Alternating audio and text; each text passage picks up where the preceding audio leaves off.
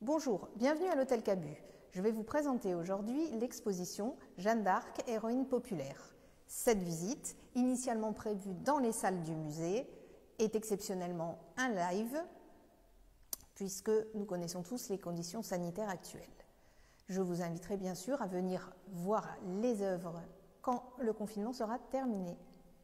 Cette exposition a pour thème les représentations de Jeanne d'Arc.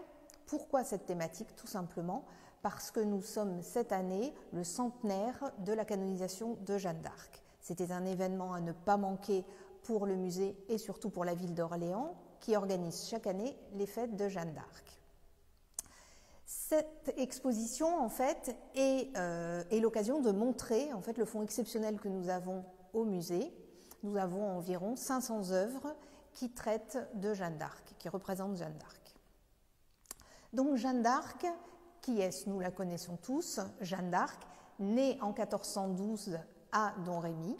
Et puis, c'est un personnage qui va tout de suite être empreint d'une grande piété, très chaste, très religieuse.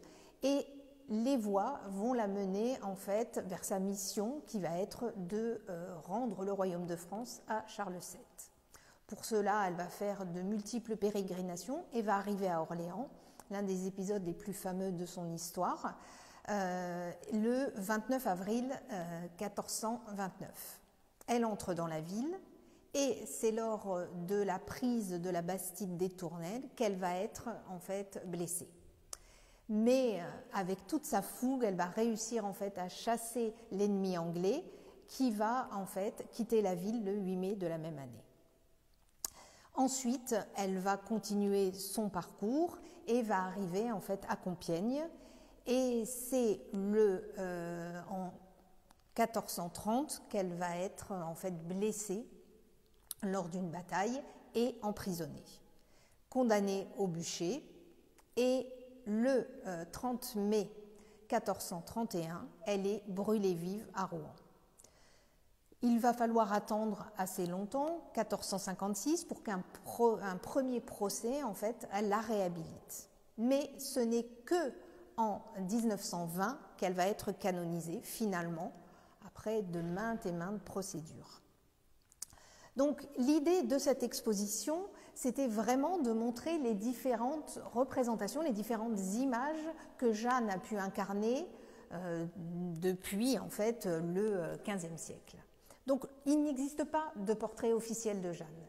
La première image qui est connue, c'est en fait un croquis qui est réalisé par Clément de Fauconberg, qui est greffier du Parlement de Paris, et qui va faire ce croquis en fait en 1429, mais sans avoir Jeanne en fait devant lui. Donc c'est un portrait complètement imaginé, complètement fantasmé de Jeanne. Donc Jeanne, en fait, on la connaît, elle a été décrite, en fait, elle n'a pas été représentée, elle a été décrite dans de nombreux textes, donc on sait à quoi elle ressemble. Mais c'est vrai que elle va être représentée de différentes façons. Alors l'une des premières images qu'on connaît d'elle, c'est vraiment la Jeanne guerrière. Donc cette Jeanne, en fait, l'un des premiers canons, l'une des premières vraiment modèles, c'est le monument de la Pucelle à Orléans, donc la statue dite du pont d'Orléans.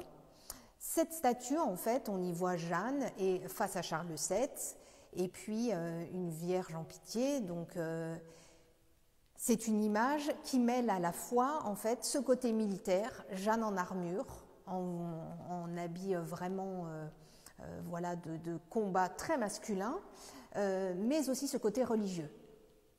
Et toutes les représentations, finalement, quasiment toutes vont à chaque fois mêler ce côté religieux et militaire. Donc Jeanne, ici, on peut voir dans les premières représentations qu'elle a les cheveux longs. Donc il y a quand même un côté féminin à cette représentation. Et puis au fur et à mesure, en fait, Jeanne va avoir les cheveux plus courts. Donc c'est un des modèles que l'on connaît très bien. Très souvent, Jeanne est représentée avec cette coupe au carré, mais en fait, on le sait par rapport aux différents écrits qu'il y a pu y avoir, dont j'ai parlé tout à l'heure, c'est que Jeanne, en fait, avait vraiment une coupe au bol très courte, avec les cheveux rasés, en fait, au niveau de la nuque et voilà, et sur le bas de la tête. Donc c'était vraiment une coupe qui n'était pas très saillante, pas très féminine, donc on l'a rarement vue représentée comme cela. Bien sûr, Jeanne, avant tout, on l'a dit, c'est une guerrière, c'est une combattante, et à l'époque, eh bien, on se déplace à cheval, bien sûr. Donc Jeanne, on le sait, par différents toujours écrits, c'était vraiment une cavalière émérite. Son périple a duré à couvert environ 5000 km, donc c'est vraiment un long parcours. Donc il fallait vraiment quelqu'un de résistant, de combattant, avec une grande dextérité, puisqu'effectivement elle guerroyait voilà, à cheval avec son épée, qui à l'époque les épées étaient assez lourdes. Donc c'est vraiment voilà, une qualité qu'on lui reconnaissait. Et d'ailleurs, lors de son procès, on va même dire que, eh bien, on la condamne parce que aussi elle aimait beaucoup trop les chevaux. Donc c'est une anecdote qui peut faire sourire aujourd'hui, mais voilà. Donc Jeanne, eh bien en fait en cavalière, l'un des modèles vraiment incontournables qu'on va retrouver et qui vont permettre voilà, d'être déclinés de maintes et maintes fois, c'est le tableau d'Henri Scheffer, en fait, qui décrit l'entrée de Jeanne d'Arc à Orléans. Alors ici, c'est une estampe hein, d'après ce tableau.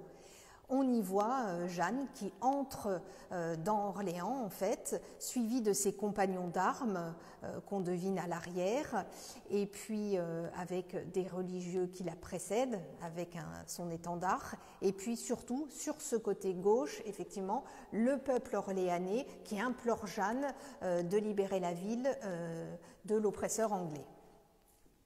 Donc cette Jeanne en fait à cheval, eh bien on va la retrouver déclinée sur de multiples œuvres, multiples supports. Ici un émail où on voit Jeanne lors de la prise de la bataille de Compiègne, donc en plein combat, ou alors ce petit ivoire où on voit Jeanne toujours. Donc avec la scène, alors c'est très précieux et très voilà joliment ciselé, sculpté en fait, c'est toujours la scène de l'entrée de Jeanne à Orléans qu'on peut voir. Mais Jeanne, c'est aussi la représentation vraiment la plus célèbre de Jeanne, c'est la Jeanne des Échevins. C'est le tableau dit de l'Hôtel de Ville, ce fameux portrait en fait, qui est vraiment l'œuvre majeure des collections du musée historique. Pourquoi ce tableau est aussi célèbre? Tout simplement parce que c'est le premier portrait peint de Jeanne d'Arc, qui date de 1581. Donc on y voit une Jeanne beaucoup plus féminine, en fait, avec l'habit de cour, la robe de cour Renaissance, le collier de noble dame, le chapeau à panache qui est le symbole de la victoire, et puis son épée fleur de lysée.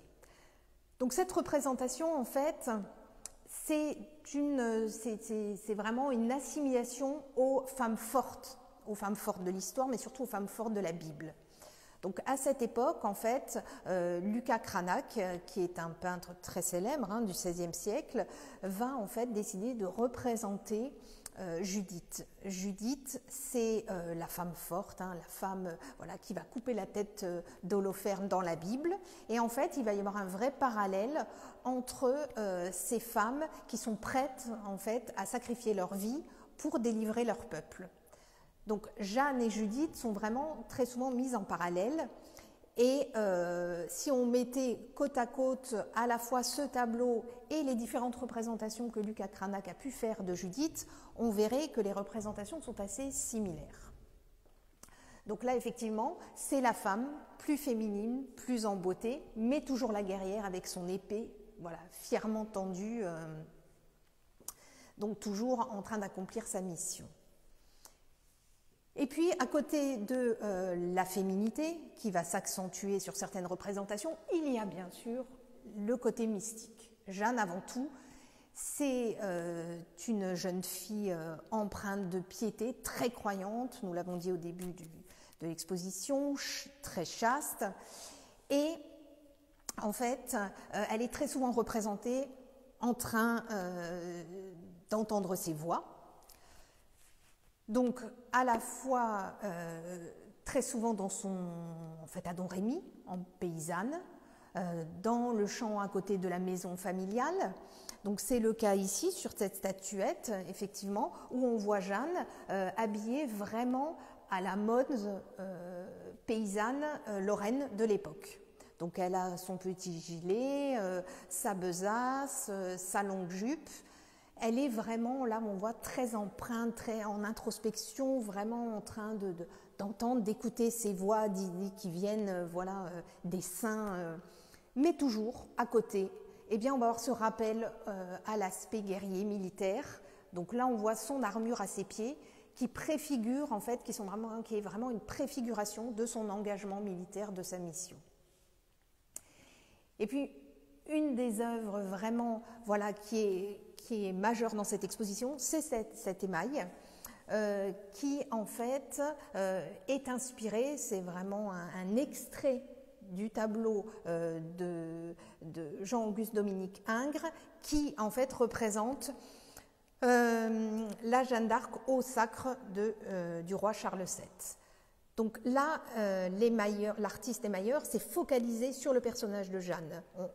Normalement, sur ce côté, il y a plusieurs personnages. C'est une grande scène historique, mais là, il s'est focalisé sur Jeanne. Donc c'est vraiment le lien entre Jeanne et Dieu qui est mis là en exergue, que vraiment l'artiste a voulu montrer. Et ce qui est important de souligner, c'est que dans le tableau, ce qui n'est pas le cas forcément là sur l'émail, mais dans le tableau, Jeanne a déjà une auréole en fait, et déjà une sainte, alors que dans la réalité, elle n'est pas encore canonisée.